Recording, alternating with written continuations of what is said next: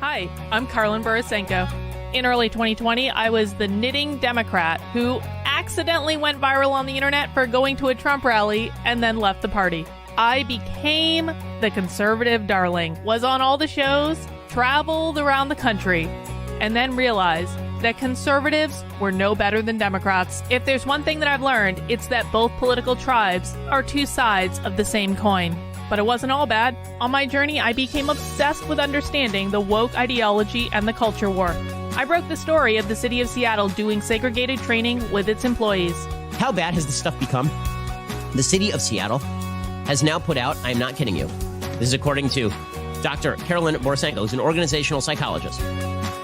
The city of Seattle asked its white employees to voluntarily spend a day off in a training about their internalized racial superiority. I broke the story that led to the first ever federal lawsuit against critical race theory in the schools. I broke the Coke Be Less White story, one of the biggest anti-woke stories of all time. It got over 30 million views. Coca-Cola's corporate headquarters even had to change their outgoing voicemail. Throughout the past few days, you may have seen inaccurate reporting on the content of our recently launched diversity, equity, and inclusion training program. I exposed the schools in Burlington, Vermont for grooming middle school children live on the internet. They called me an unwoke cult leader for that. And the Vermont Human Rights Commission slandered me publicly as being a hate channel. I even got called a hero in Breitbart for exposing that the Washington Post was writing a hit piece on Christopher Rufo. I have broken story after story after story about what's going on in the public schools, from Cambridge, Massachusetts, to autistic sex education, to the Department of Education in Michigan, literally training teachers all over the state how to groom children. I wrote a book called Actively Unwoke, the ultimate guide for fighting back against the woke insanity in your life. I host a podcast all about fighting back, and I'm downloading all of my knowledge to you on my Substack, karlin.substack.com. The world is a crazy place. We are literally surrounded by cults on all sides. On this show, we're going to do a deep dive into all aspects of the culture war, and I will show you the dark, dystopian underbellies on both sides. Here are the commitments I'll make to you. I will always tell you the truth. I will always bring you receipts. And if you stick with me, I promise you will see the world differently. Welcome to the cult. Please mount that like button for me and subscribe if you feel so inclined.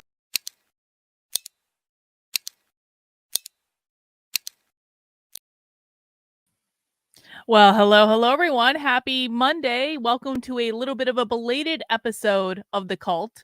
Normally, I stream on Monday through Friday at 5 p.m. Eastern Time religiously, very consistently, because YouTube doesn't send out notifications. And so I find that streaming consistently at the same time is the very best way to get around that.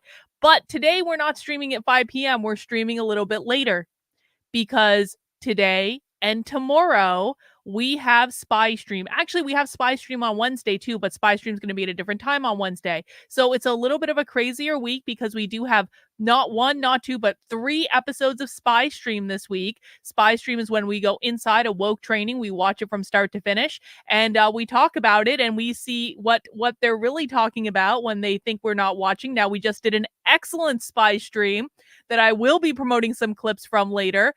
Shout out in the chat if you were in our Spy Stream that we just did. Let people know how much you enjoyed it, because if you missed today's Spy Stream, you're going to have 2 more opportunities this week. In fact, if we head over to my Actively Unwoke Substack, which is Karlin, KARLYN.substack.com. Again, that is Karlin, KARLYN.substack.com. And we go right here to the Unwoke Roundup newsletter, which is the weekly email that I send out. You can see that this week we have supporter-exclusive Spy Streams. Today we started at 3:30. Tomorrow we're going to start round about 3:30. On Wednesday we're going to start at 5:30, so that's going to preempt the regular stream. And what we're doing is we're going again inside woke training, the private stuff that you won't find anywhere else. and we're watching it, and we're just paying attention to when they say the quiet parts out loud. So there will be 2 more opportunities to join us for Spy Stream this week if you did not get a chance to today. And how you get access to that is by heading over to my Substack and joining up as a paying subscriber for $8 a month, $80 a year. You also get other supporter perks like 2 Zoom calls every single week with me. In fact, we're doing one of those Zoom calls at 7 p.m. tonight. So if you sign up as a subscriber on the Substack right now, you're going to be able to join us for a private Zoom call in a little over an hour. How cool is that? We also do them on Wednesday. We have the supporter Discord. We've got lots of stuff going on. So you get lots of perks when you support my work. And most importantly, not only are you going to get access to this week's Spy Streams, you are also, when you sign up as a supporter now, going to get access to my biggest Spy Stream ever. It's going to take place before the end of the year. I'm not going to tell you when it is because that might give away the event, and we don't want to tee them off, do we? We don't want to clue anyone in that I'm infiltrating their event, but I promise this is going to be my biggest woke infiltration ever. It is a multi-day teacher training event that I'm going to take you inside of live. And you only get access to that when you become a subscriber on my Substack for $8 a month, $80 a year. You can also support my work on Locals, Patreon, Twitter subscriptions, YouTube channel membership, and that will get you access as well. But if you had to choose one of them, I'm going to recommend the Substack because my Substack is my content hub on the internet. It's where I put all my best woke stuff. It's where I do original, undercover, and investigative journalism. And that brings us to what we're going to watch today. Because last night I was researching for our next latest and greatest Spy Stream, because I'm always keeping an eye out for trainings and stuff that we can watch from different woke trainers for a Spy Stream. And as I was researching for our next round of Spy Streams, I met a new friend. I met a new friend on the internet. You know, you meet so many new and interesting people on the internet all the time. And last night, I went live around midnight and did a live investigation of our new friend, Nyx Melody. Nyx is a psychoanalyst in the state of New York that is providing training for mental health professionals serving LGBTQ plus youth and adolescents. So not only is Nyx, whose pronouns are they and they, we have never had a they pronoun in the history of the channel, but we have our first set of they pronouns. Not only is Nyx a psychoanalyst, they self, but they also works with other licensed mental health care providers in the state of New York, blessed by the state licensing department in New York to provide continuing education credit to the mental health providers that are providing services to your children. And we know that because I have the websites here. See, this is not just general training, guys. This is for state license continuing education credit, working with LGBTQ youth, adolescents, gender and sexuality development. This collaborative and interactive training explores the sexuality and gender development for youth and adolescents, covering topics including affirming therapeutic approaches to working with youth and adolescents, exploring gender and sexuality, common mental health concerns, strategies for working with families, and becoming an affirming partner for LGBTQ plus youth and adolescents. Now, Nyx went to Columbia. They all go to Columbia. Columbia is the home base for the woke in this country. And if we look at Nyx's bio on his website, and I do have the screenshot there, so and he's got an outfit. Oh, I'm sorry, not he, Faye. Faye, we don't misgender on this channel. My apologies, my sincerest and deepest apologies. Faye has an outfit. Faye has many outfits. I apologize. I really didn't do that on purpose. So if we read Faye's bio, we find out that the person providing training to the mental health professionals that will be working for your kids in the state of New York is queer, non-binary, genderqueer, a member of the kink and sex-positive community, a former sex worker, relationship anarchist, neurodivergent, and also has personal diagnoses for trauma and depression. So, Faye lets us know who Faye is. Faye defines queerness as the radical rejection of the assumed and perceived normality in the world. It's almost like queer is a far left political ideology that seeks to abolish everything, but particularly the gender binary, which is the main goal of the queer Marxist in the United States. We can also see that Faye holds workshops for queer, kink, and poly-affirming people, poly being polyamorous. Oh, how woke is the APA? Oh, Jocelyn, you hang on to your hat. Jocelyn, you know that training that I showed you guys in the spy stream? All of those trainings that I showed you guys in the spy stream, the website with the kink training, that's all approved by the APA. The APA, I used to be a member of the APA. There's no reason for me to be a member of the APA anymore because they're so woke that it's just like a useless organization. But yeah, the APA approves all this stuff. This is all blessed. All of it. No joke. Faye also has an online course or is developing an online course that will allow you to examine your own whiteness. We've got Faye's Instagram here with more outfits and, exploring gender. And I mean, that's a great picture. You got to admit that backdrop, nothing wrong with that. Faye's one tweet on Twitter is asking the woman who runs Libs of TikTok if Trump grabbed her pussy. So that was really, really nice of Faye and very inclusive and caring and empathetic of a tweet. And then Faye also works with all sorts of other psychotherapists. And wouldn't you know it, but every other psychotherapist that Faye works with in their psychotherapy practice in New York, they all have they, them pronouns.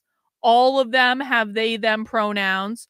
All of them do. And if you want to learn more about Faye's staff and all that stuff, you can check out the article on the Substack now. You can also watch the investigation stream that we did last night.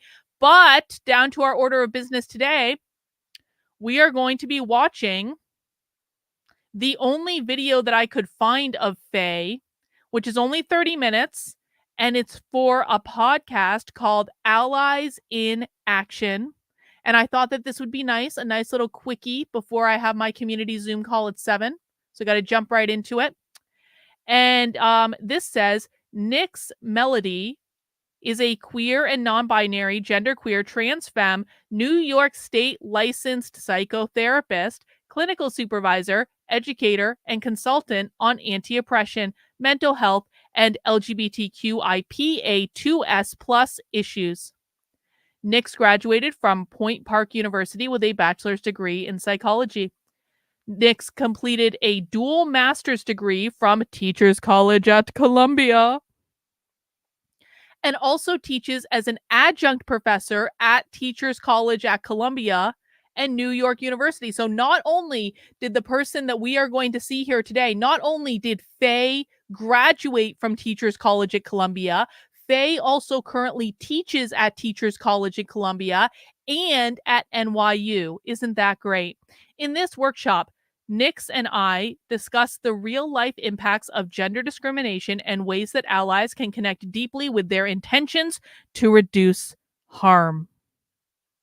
So that is what we're watching today, ladies and gentlemen. We got to jump right into it because I have to be done by 7 o'clock because I have a community Zoom call with my supporters. But I will just remind people, if you do want to support the work I'm doing, again, getting access to our spy streams for the rest of the week, head over to my Substack, carlin.substack.com. I am trying to get to 100 new subscribers by the end of the month. We are already 60% of the way to that goal, so we are on our way. We're making great time, but I do need 40 more people to sign up by the end of the month in order to stay on track with the goals I have for the end of the year. Your support does help me to fund the time I spend researching people like Faye into the wee morning hours. It helps fund things like Spy Stream. It helps fund undercover reporting that I'm doing. It helps fund all of this. I can't do it without you guys. I'm completely 100% grassroots funded by you. That means you are the only people that I report to, and my only obligation is to tell you the truth and to show you receipts.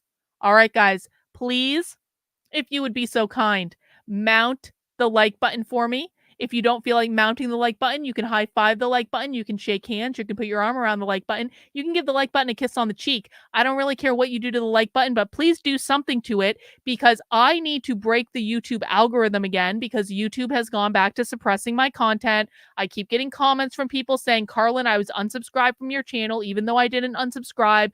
YouTube does this crap to me all the time. The easiest way to get out of this is if the audience starts participating and mounts the like button. There is a shocking disparity between the number of people watching right now and the number of people who have mounted that like button, guys. So get to mounting. I'm going to sit here until I see that number go up.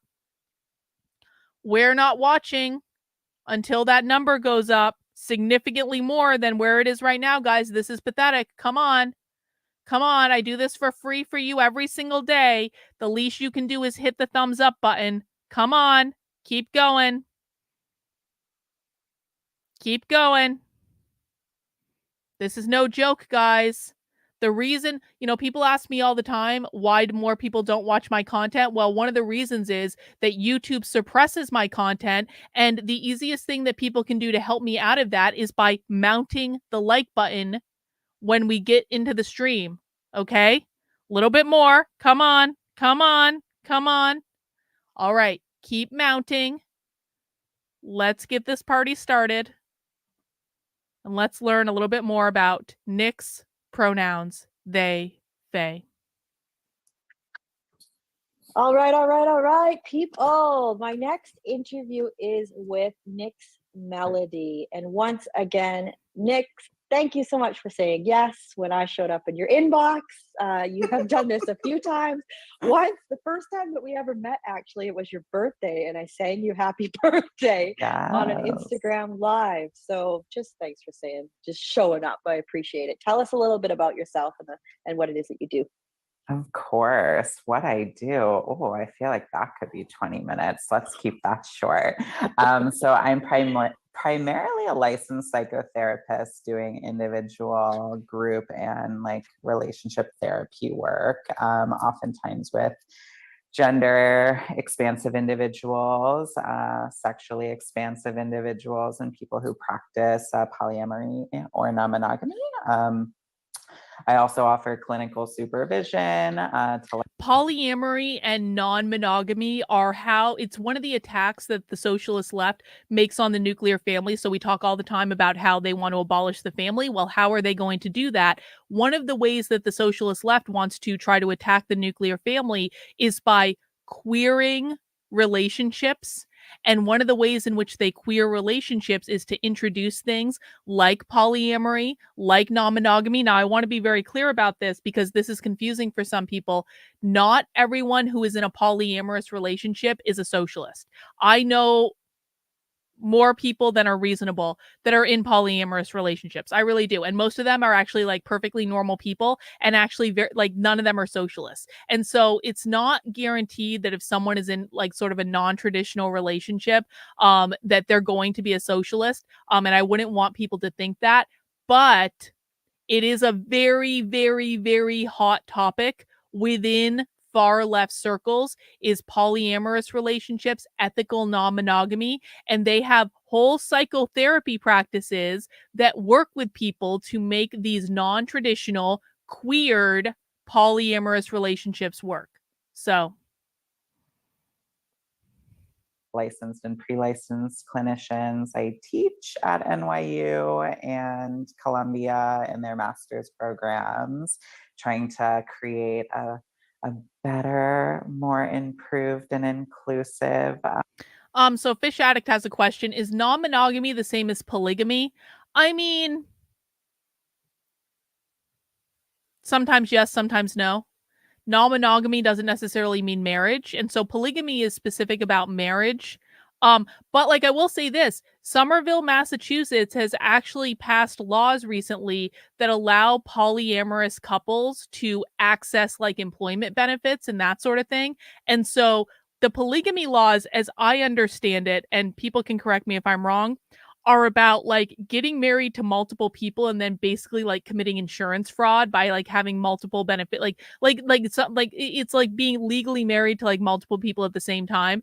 In a polyamorous relationship, you are in a relationship with like more than one person at the same time, but you're not necessarily legally married. But they have actually Somerville, Massachusetts passed laws that say that polyamorous couples can get like insurance benefits off of like one person's insurance. So Somerville, Massachusetts has like labeled themselves as being the capital of polyamory in the United States. Somerville is so woke, by the way, crazy, crazy, crazy woke. But no, I don't think they're exactly the same. Therapy cohort to take my place in the future. I do consulting work on anti-oppression and as well as like LGBTQ related topics and issues, individual consultations, business consultations, and do a lot of trainings within these realms too. I do some writing on the side, but you know. Are you writing a book? The brief. I'm not yet. I mean, I have enough information to write a book. Do you know a publisher? Or an agent? Because hey. I am writing a book. I have just started writing a book. God. And I'm going through a self-publisher, the process sort of thing, not the actual like advance and that kind of route. But yes, yeah, I can share my deeds for you. I was like, are you writing a book? Because your book would be fabulous. Okay, let's jump into this. And I want to ask you right from the jump, because the point is for all our allies on the call, with Nyx's background and experience, I really want to talk about the true impact of gender discrimination. There is a lived experience that's happening that I identify with allies can't see. You haven't lived it, you don't know it, you can't bear witness. So how are you going to stop something that you can't see? So from the jump, I want to ask you two questions. One is, have you ever experienced gender discrimination? Oh, all the time, pretty much every day, truly. And, you know, I kind of sign up for it because I'm doing workshops and consultations and purposefully trying to bring some lived experience to the conversations of gender equity. And so I wouldn't necessarily say I'm a masochist, but maybe I am a little bit because I am signing up for it some of the time. But, you know, it happens in the most subtle of ways. It happens in the moment that, if it's okay for me to mention, even before we started recording, where it was Mr. Was used, right? Like there are just these ways in which we've all been socialized and conditioned to just see a person. How rude to misgender reaction. Even myself. I make these mistakes too with people. I notice it when I'm writing a psychotherapy note on someone and I'm not staying present or I'm not fully awake or alert. So we all perpetrate these, and it happens a lot of the time in the realm that people are just operating from like this automatic, pretty like primal, pretty like subconscious level. Have you ever had an ally intercept when you've experienced gender discrimination or harm?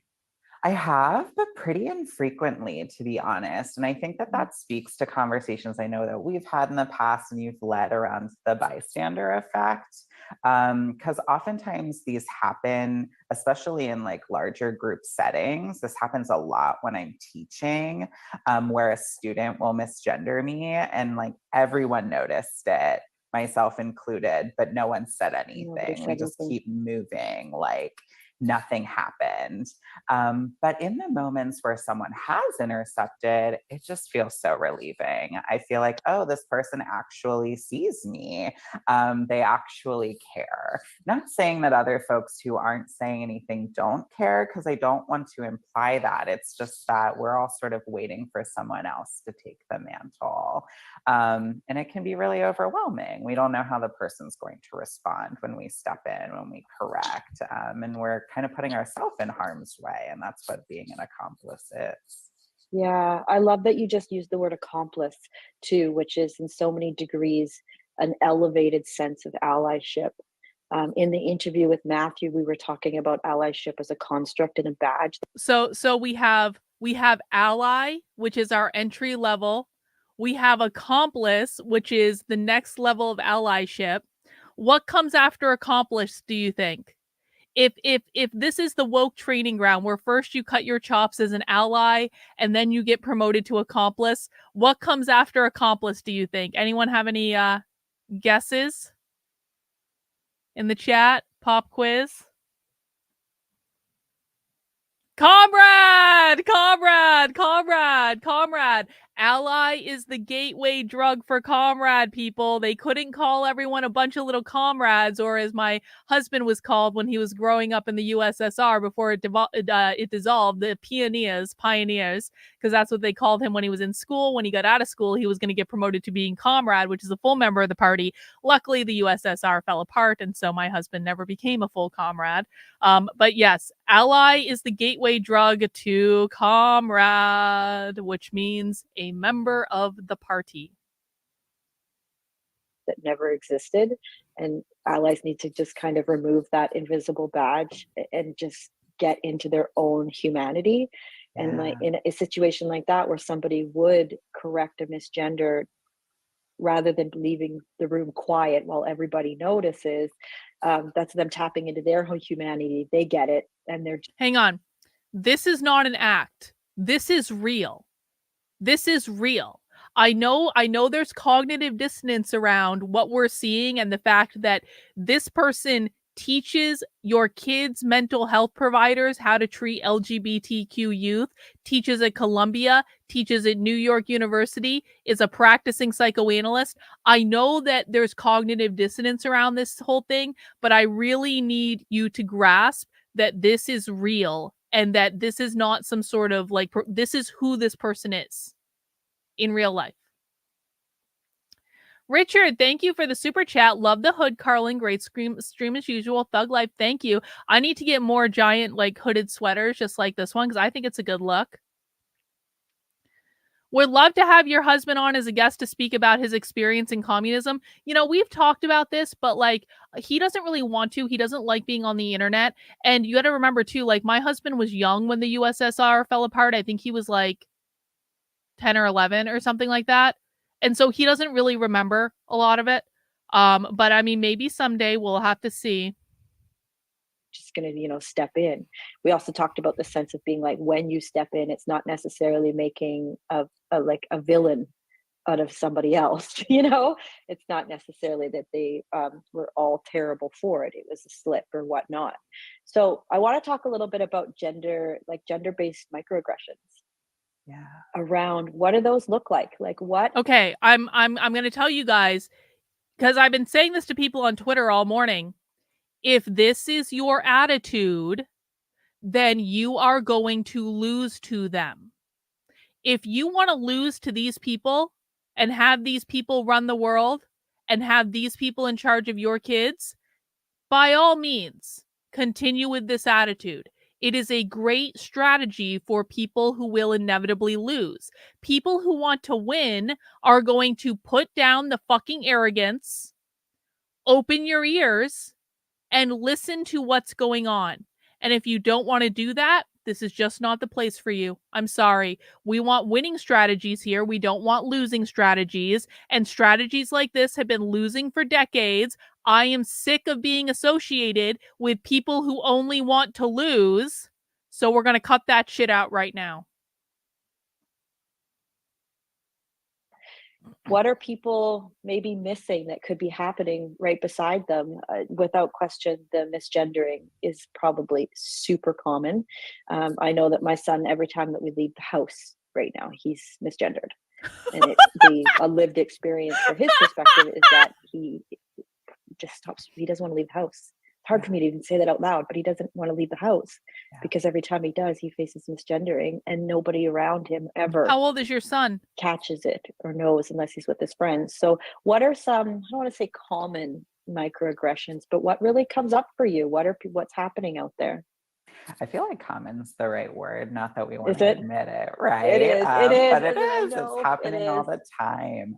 And they are common. And so often, like, the one that we're most familiar with really is like pronouns, which is certainly one of the most common that occurs. But it also shows up in a variety of other ways. A lot of times in the ways that trans people are denied privacy with respect to their bodies, or asked really invasive questioning about what their goals are.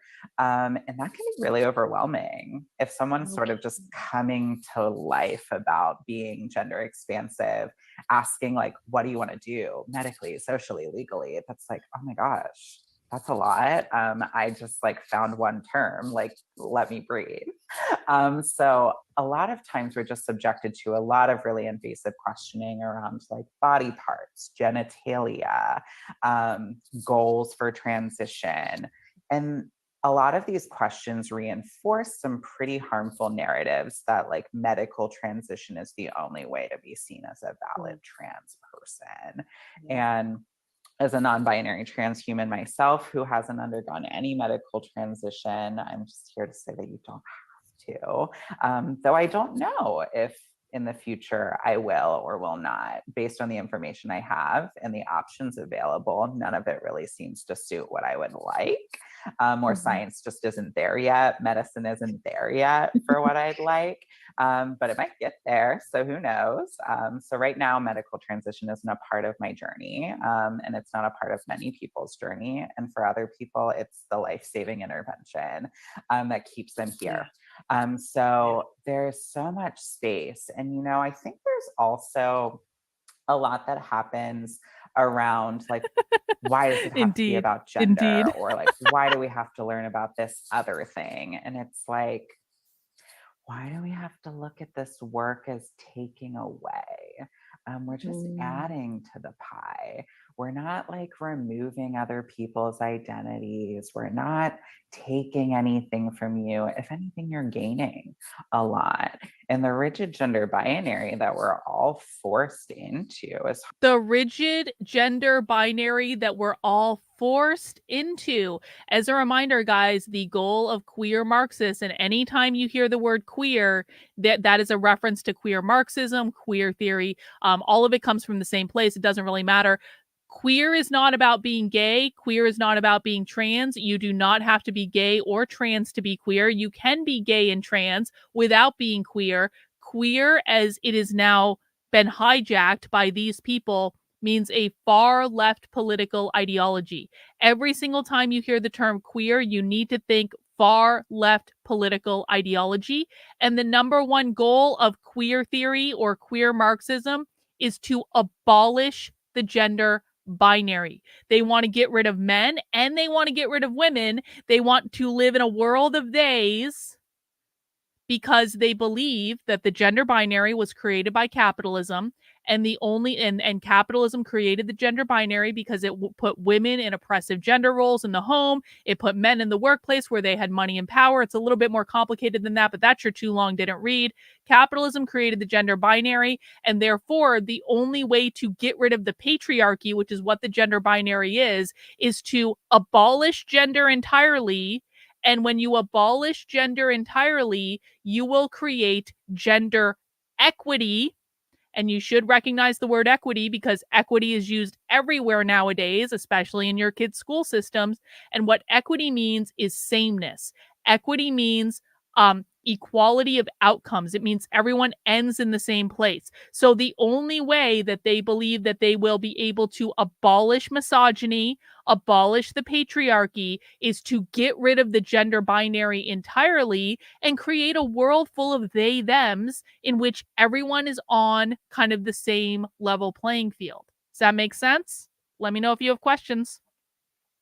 No, so this isn't quite right, KB, for me. The gender binary is not a symptom of capitalism, and I'm repeating what these people think. I don't believe this. I'm repeating what they think.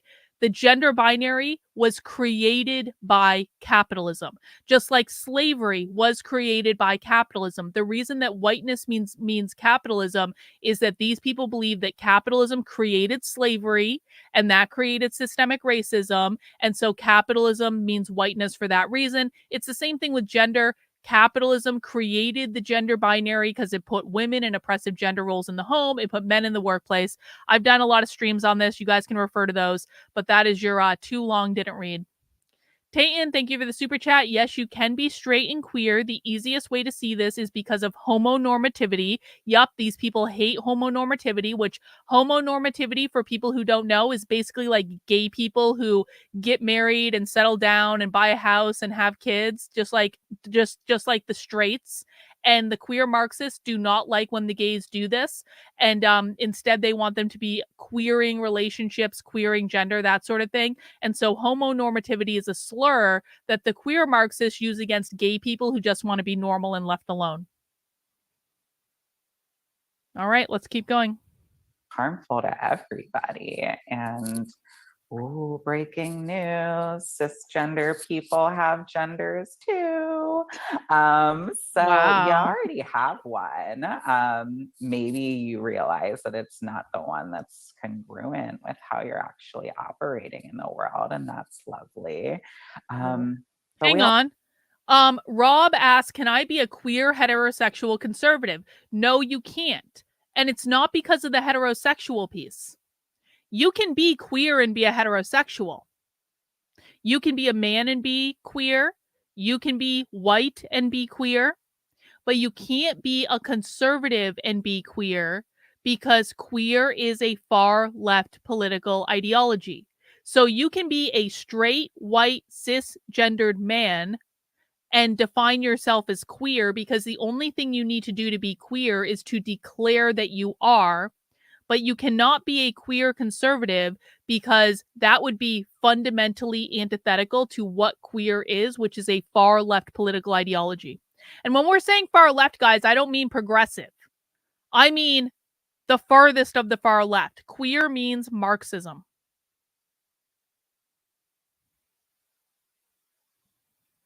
Have it, we're all participating, whether we want to or not, in the gender spectrum and paradigm. Yes. And so why not get more affiliated with like what that looks like for you, so you could conceptualize what it's like for other people. So in summary, the most common ones: just really invasive questioning around people's bodies, misgendering with like pronouns and things of that nature. And also just sort of like just erasing trans people from existence, just really saying that it's like trendy or not even real. Okay, so here's a scenario. I'm a mom, so all the mama allies out there.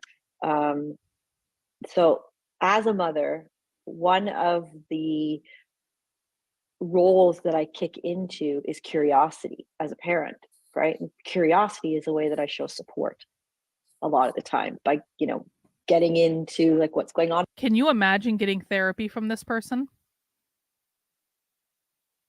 Seriously. This person is a licensed psychotherapist in the state of New York. Can you imagine you walk into the therapist's office and you sit down on the couch, and this is what is staring back at you as the person who is going to help you sort through your mental health issues? And then you find out that not only is this person your psychotherapist, but this person is training psychotherapists all over the state of New York, and counselors and psychologists and social workers for continuing education credit that is sanctioned by the state of New York.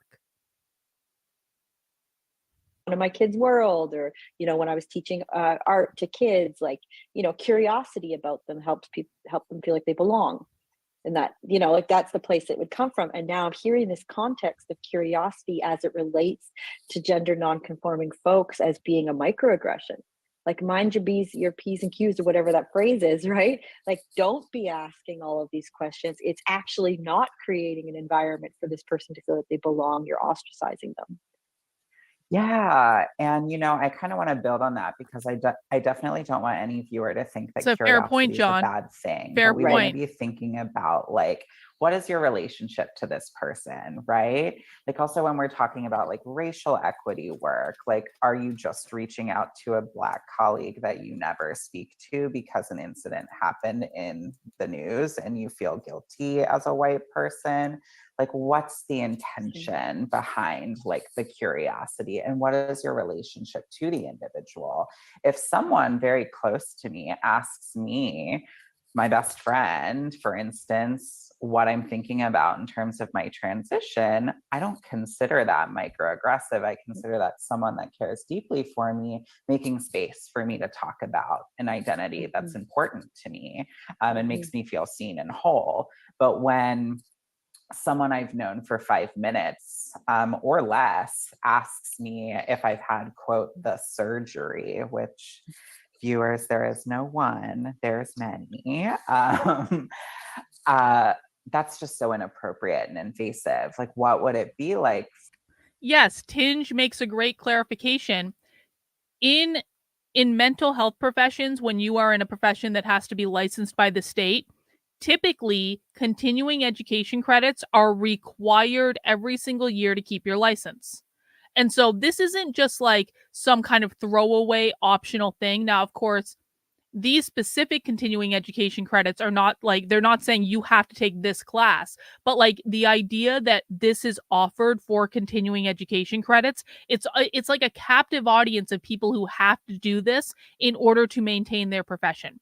Luckily, I'm an organizational psychologist and I don't need a license for what I do. And so I never had to do this crap. But people who are taking patients, people who are social workers, people who are counselors, psychologists, psychotherapists, they do need to do this stuff. And this is on the list of like options for them in order to be able to complete that requirement.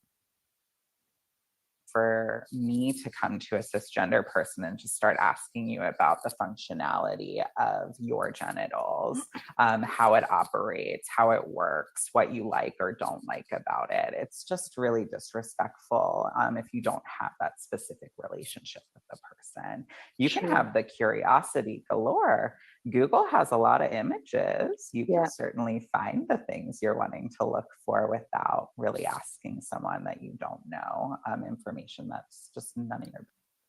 A license is only necessary for clinical psychology. No. There are different types of like, so yes, for clinical psychology, I think for being a social worker, I think it varies by state, Rottweiler. So like in the state of New Hampshire, the reason that I don't have to have a license to call myself a psychologist is because I have a PhD.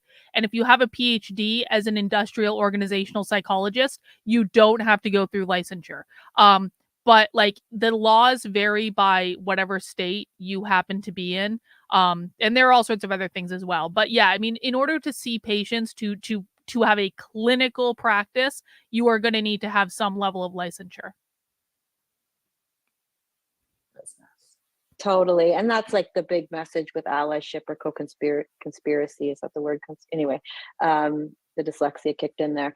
That's the whole angle with it, is the sense of being like, if you don't know, go find out the information. Don't put the person in front of you in charge of educating you, which is the same thing across all intersectional, experiences.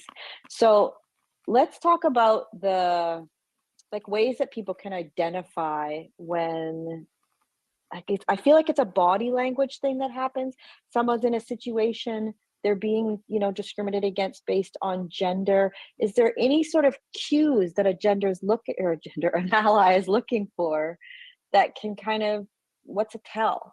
Is there a normal, like, I think about like, the regular sorts of things of like a body language, a slumped shoulder, or, like something going on. Is there anything there that is, kind of helps guide allies to being able to identify when discrimination is happening?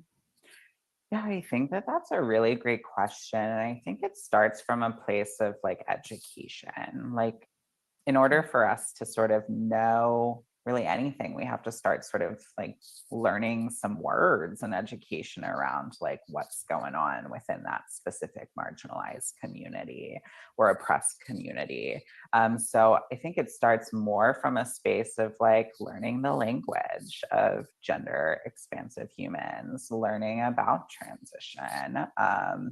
But to your point about subtle body language, I think anytime that a person's feeling uncomfortable or harmed, there tends to sort of be this like retreat or turn inwards as a way of self-protection. So I think if you notice that a person's really shut down, disengaged, no longer present, then it's likely that some sort of microaggression or harm occurred, which may be about gender, might not be about gender, could really be about a wealth of different things. But I think that those are oftentimes cues. If a person's not speaking, if they're silent, if they're staring at their feet or the floor, if they're no longer engaging in the conversation, not looking at people, not contributing, really seem like they're distant or not present.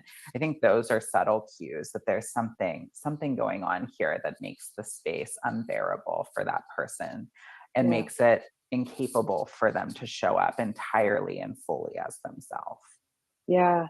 In the experience of my son, what it was is it was in a lineup to get on the bus, and the bus driver had looked at the name on his ticket and then looked at him and said, "You're not a boy," to him, and just like pulled into himself completely and totally. But he got really quiet because he still needed to communicate with the bus driver. He needed to defend himself essentially, but he was really freaked out to do it because he didn't want to escalate it. Meanwhile, there's people in the lineup behind him, right? So he's like trying to like not make eye contact, but like talk quietly with him and just be in this situation because in that moment the whole world stopped. He was at the front of the line. It was, line wasn't moving because of this situation, and in that body language is just such a tell, right? And I like that you brought up that it's not always gender-based, right? Microaggressions aren't always, and it doesn't even, I think, in a moment need to be identified as any particular allotted discrimination. There's that humanity piece of coming in and just being able to say like, something ain't right. Let's removes from the situation, de-escalate, which is something that we talk about in another interview, but stepping in to do something's not right. Yeah, it's like turning to intuition. Something's not right here. We have been conditioned in this capitalist world to reject intuition. That's not knowledge, right? Or at least we have been conditioned in this capitalist world to reject intuition. Anytime you hear someone talking about the evils of capitalism, that means they're a socialist, guys. That's what we're told.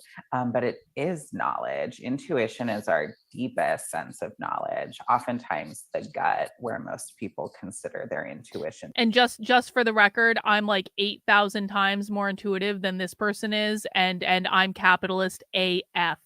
Capitalism is the best. Capitalism is what allows me to make money by watching people like this on the internet and reporting back. To be held is known as like the wise mind.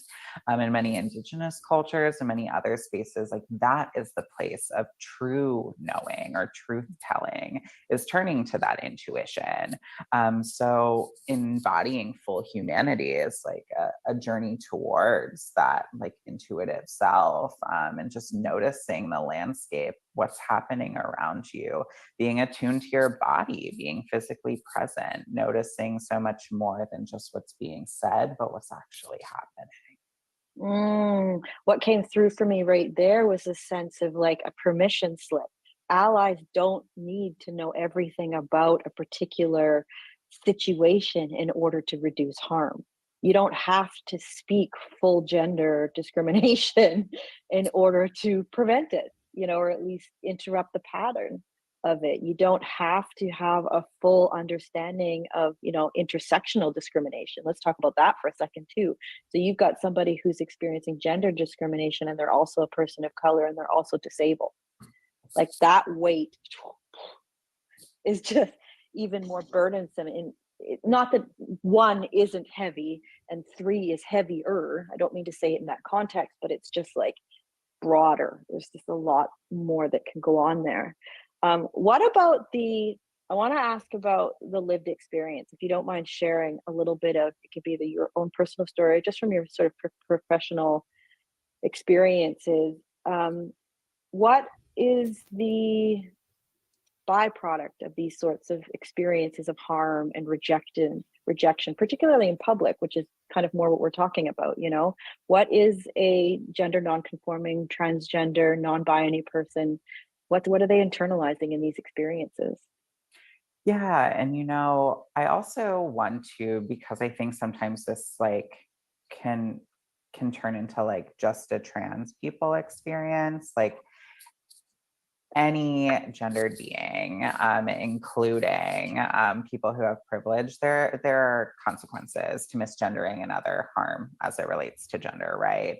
And I sometimes find in this conversation that like cis women in particular feel excluded, and they certainly experience gender-based discrimination. So I try to find ways of also including others and not just making it a conversation of like trans and non-binary.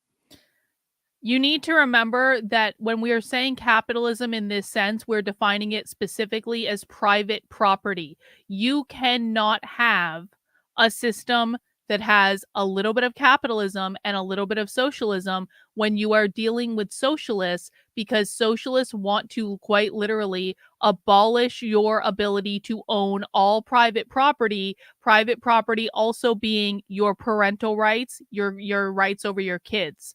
And so when we're saying capitalism in this sense, we're not saying it in the normie sense. We are saying it in socialist, and it refers specifically to our ability to own private property. And to be quite honest, any discussion that is not around that definition is distracting from what is required in order to prevent these people from winning. Binary and gender nonconforming people. But the reality here is that, like, when we experience harm, and we're right now just talking mostly about gender, but when you happen to have that experience day in and day out, it cuts away at you. It makes you feel like you shouldn't exist. And so, like, in its like most extreme forms, like folks experience suicidality. They don't You will want very to live literally anymore. die if you don't hire me as your This psychotherapist. year in particular, You will has literally been really die. tough, if I'm being fully honest, as a therapist. And there's been many moments in which I've asked myself, do I even want to be a therapist No, anymore? you Can don't. I be a No. therapist anymore? No. Because the No. onslaught of You should legislation quit. here, at least in the US, You but should definitely also quit. globally, against any person who is not a cis man, has just been horrific and terrible. If the far left wins in this country, because I am only interested in the United States, and I do believe the far left is going to win, and I believe that we will have a Marxist utopia in this country by 2050 at the latest, 2050. So I should just say when the Marxist left wins in this country, you will not be able to own a home. You will not be able to own a business. You will get your food from the government. You will get an assigned job from the government, in which if you don't go and work that job because you don't like it, then you don't get the food. You will not have access to parental rights for your kids. You won't even probably have a nuclear family, because they're working very hard on abolishing the nuclear family. That's what this is all about. And so the state will collectively own the children. Parental rights will not be a thing. You will not be able to homeschool your kids because homeschooling will not exist. All healthcare will be provided by the government, because it will be universal healthcare. There will be no private insurance. There will be no private doctors. There will be no private schools. There will be no charter schools. There will be no homeschooling. You will own nothing, and you will be happy, and everyone belongs to everyone else. That's what we're talking about in real life. Seriously. So better start taking it seriously, because these people are winning, and they're winning severely. I don't care what Tim Pool says. Tim Pool is living in a fantasy land if he thinks conservatives are winning. These people are winning. This person is a psychoanalyst licensed by the state of New York to train other mental health professionals in the state of New York. And he quite literally, I'm sorry, not he, that's misgendering, they, because their pronouns are they, cafe in the bio on their website specifically denounces capitalism.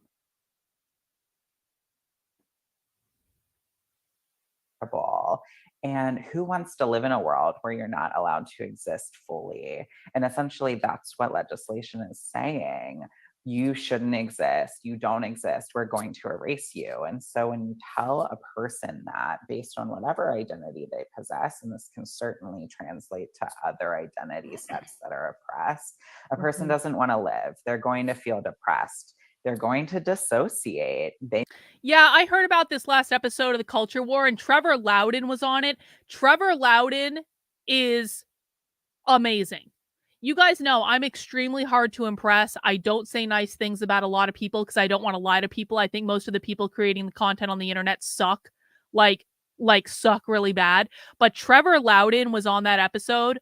I'm pretty sure we're talking about the same one. And Trevor Lowden is someone that every single person should be following. I've had conversations with Trevor Lowden. I you can go. I was interviewed on his show after I did the socialism conference. I'm so impressed with him and everything that he's doing. So yeah, we might watch that at some point. Gabrielle, I wrote an entire book of solutions called Actively Unwoke, the ultimate guide for fighting back against the woke insanity in your life. It's been out for a year and a half.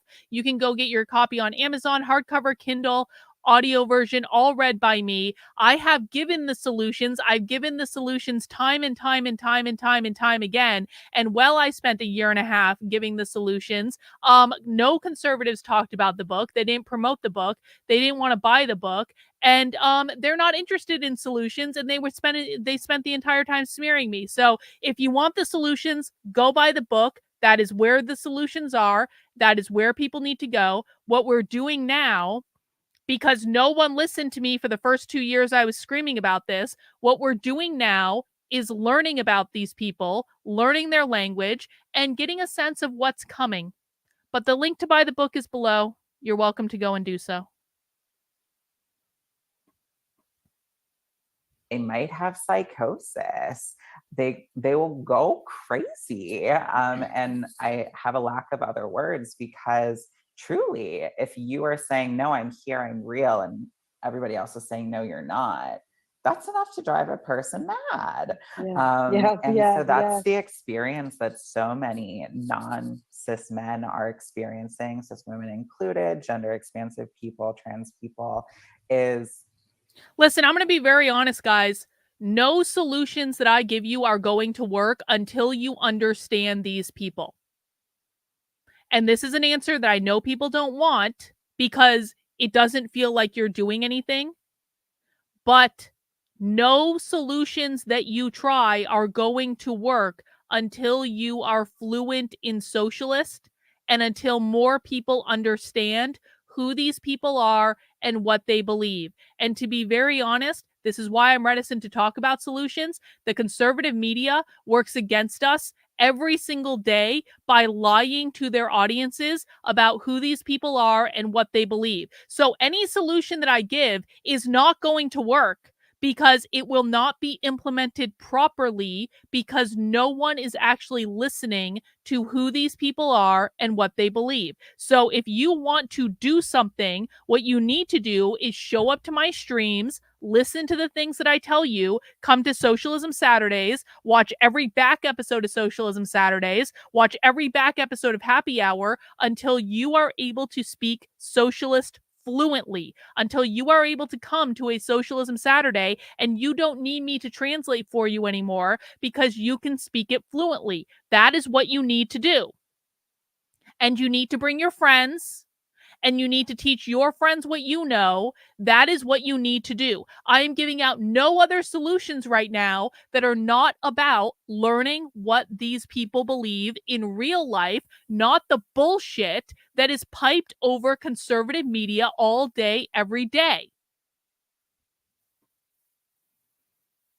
I am not allowed to exist. I'm told I don't exist. And therefore, I'm depressed. I'm anxious. I'm scared of being hurt, not being able to access things that make me feel fully myself.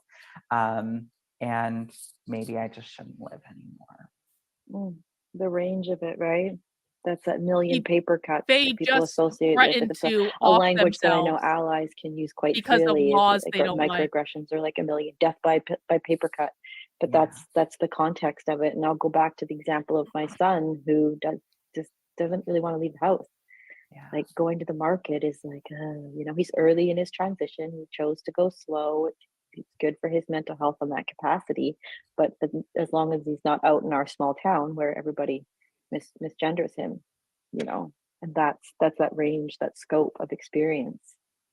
Yeah, and the range of experience can be like also really like wild. For instance, just today, started the day, and it was like what, 8 o'clock in the morning. A woman that I'm assuming is a woman. I didn't ask her gender. Here I am putting a she on this person.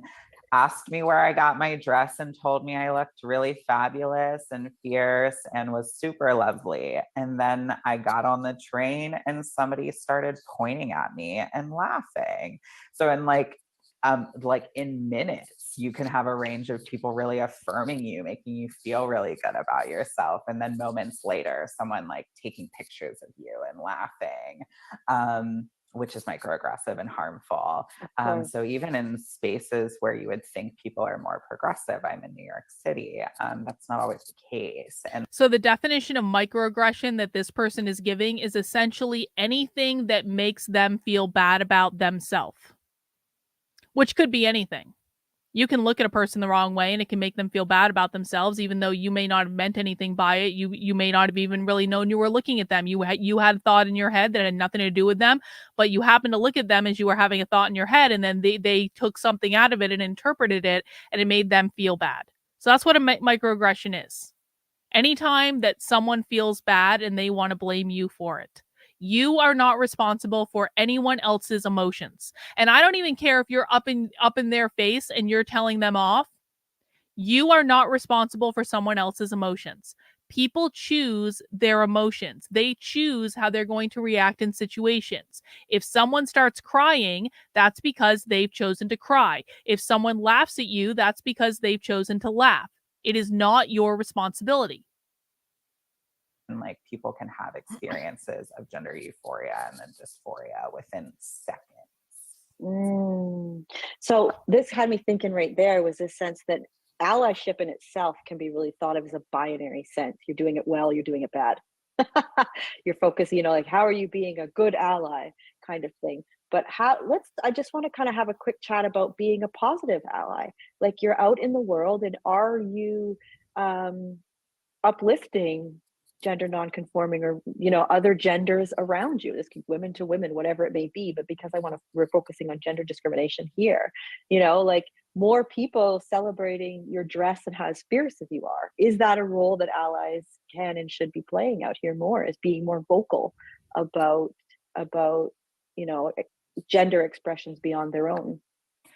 Absolutely. I mean, a compliment is so easy. It's so simple, and we all love them.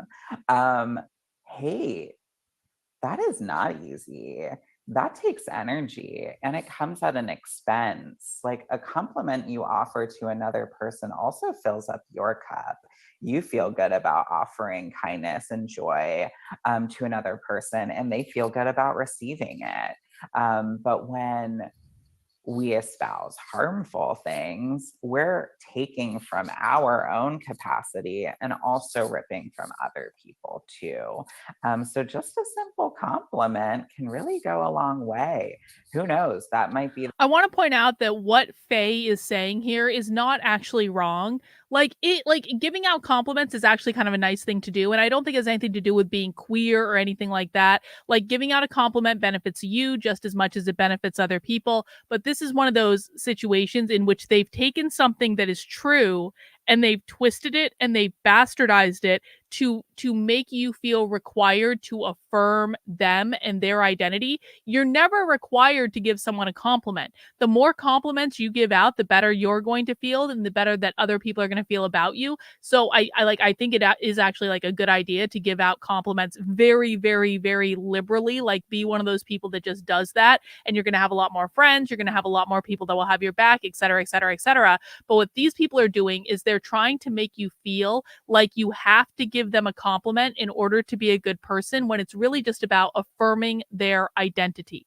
Because they're not giving themselves the validation that they need to give themselves. They're looking at you to give them the validation that they want. And that is fucked up. And it's not acceptable. And it's not a correct interpretation of the idea of like, give people a compliment and you'll feel good about it too, et cetera, et cetera. The one thing that makes a person who's on the edge of deciding to complete suicide or not, making the decision, you know, actually someone saw me today and I am real and I should keep living. Yes. What came through for me, and I can feel other people kind of going to this place too, is a sense of allyship guilt, of like, I shouldn't feel good for complimenting somebody else. Like it shouldn't fill my cup. I should be doing it all for them, you know? But there's, again, in my view, is taking out the humanity of it, is you want somebody else to feel the way you feel, right? That you want compliments when you're out and about looking fierce, so give them forward. I think that there's also maybe a little piece of, I know I felt this before when I see just an absolutely fierce gender nonconforming person out in the world. Hang on. Is Can we please stop labeling everyone we don't like as cluster B personality disordered? There are a lot of things wrong with these people, but cluster B personality disorder is actually very rare. And when you overuse something as an insult to people, it loses all meaning. The term groomer is meaningless because the conservative right overused the term groomer to refer to anyone who said anything they don't like. I am literally called a fucking groomer by the conservative right every fucking day. I am literally told that I'm a cluster B fucking narcissist by the conservative right every fucking day. Can we please stop misusing terms that are meant to vilify people that we don't like, because you are just diluting the meaning of what the thing is and you are making it meaningless. Compliment them, am I drawing attention to them? And is that maybe uncomfortable? Like, is it better for them to just exist and not have, oh great, someone's got to bring up gender again or whatnot? Do you know what I mean? Absolutely. And, you know, I think that this also speaks to like how we intervene in instances of microaggressions too. Like, be brief, be intentional, Be real. right? And be real. Yeah, absolutely. Yeah. So if you're going to come up to someone and then you're going to compliment them and then you're going to try to like make a big deal about it, like I would kind of question whether or not that's like totally real, honest, and valid. Like if someone's going to come up to me and say like, your dress is fabulous, and starts like yelling at passersby, like, look at this person, look at their dress, aren't they amazing? I think that's a little bit too much. Like, let's tone it down, because you don't know, that could be really dangerous to put someone on blast like that. But be real, be intentional, be brief. Be kind. Be kind. Yeah, it's so simple in the end, right? But I like that this conversation took went down that direction of like offering compliments and just allowing it to just exist, come and go. You know, I see a world where we just stop talking about binary. Like I find I've posted about this before, where it just becomes a conversation that's like, get it out of your head. Like binary as a cross so many things is just boring, in my opinion.